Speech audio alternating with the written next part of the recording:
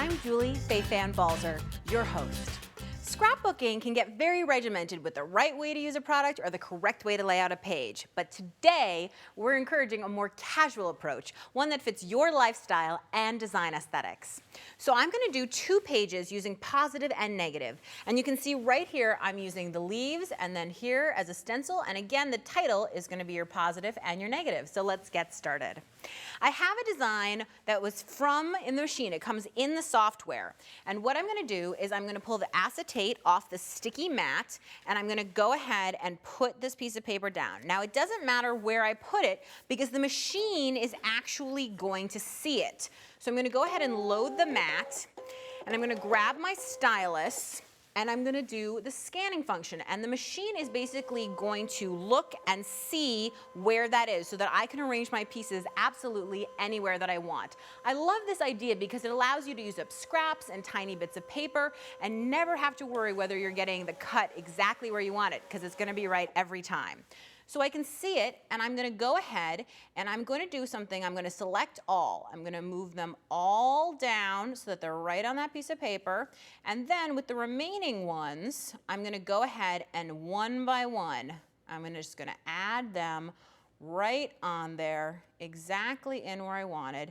And now if I have some extra ones left over, which you can see I do, I chose 16, I can just delete them right like that. No problem.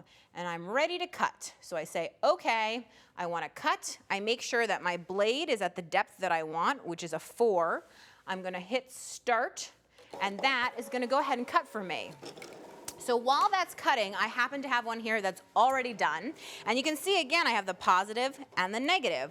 And we're going to use both. So the first thing is I'm going to take another scrap of paper, and I'm simply going to cut out what I am going to call a branch. It's really just a wonky half circle, something really easy like that.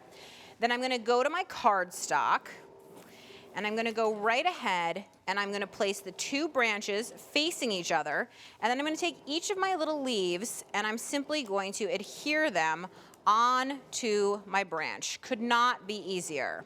After that, I simply run my photos in a little strip. It's like a fake photo booth strip. I love photo booth photos. And then I have a title, which I've already cut out, again using the machine. This is just my handwriting, which I drew out and then cut with the machine. And I'm not going to throw away this garbage because I definitely want to use it.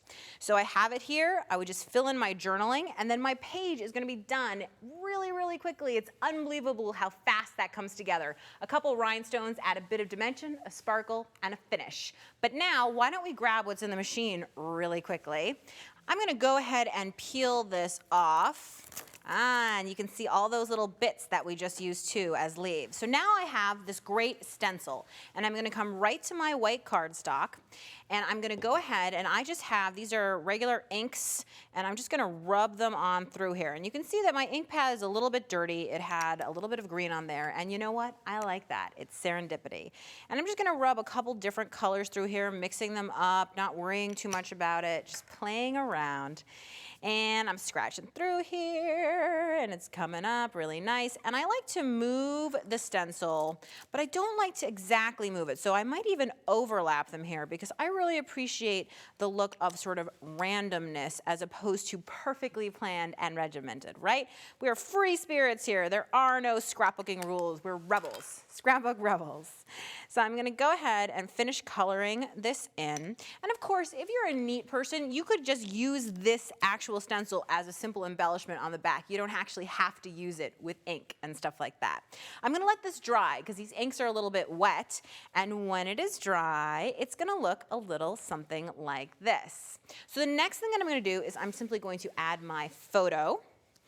And I have some paper feathers here, which I made, and there's a tutorial on my blog if you visit on how you can make them. You can also buy paper feathers. So I'm just going to take one, add it right here next to my photo. It adds a bit of whimsy. I'm going to stitch down or do anything else that I want there. But before I do that, if you want, and again, this is if you're a messy person, you can take some watercolor. And I'm just going to take a wet brush. Let me move my photo out of the way. Go right into the black. And I'm just going to tap a couple times, and you can see that I sprayed some dots over there. And I just think that adds a little bit of extra movement to things. And what about the title? Because I promised you that we were not going to use or throw away all that garbage. So all I'm gonna do is I'm gonna take my paper trimmer and I am going to carefully cut around my title so that it's just a little bit less black cardstock because I want more title, less cardstock. And once I have it the way that I like it, I can easily add it onto my layout. And let's cut that a little bit more. You know, even though I'm a non-perfectionist, sometimes I'm a perfectionist too. I'm gonna go ahead and add that hello on there. I would add some more rhinestones, which again is matching, as you can see here on the finished layout. So the layouts kind of coordinate even though they're very different. But you know, using the positive and negative isn't the only way that you can create two layouts that make it easy for you to get a lot of bang out of your buck. Here I have two layouts that have the exact same design. They're just reversed. They're about very different topics, and here I've used some book pages which I've printed on. This is a great way to be messy neat. And if you're not a messy person who wants to make your own pages, just use pattern paper. Couldn't be easier.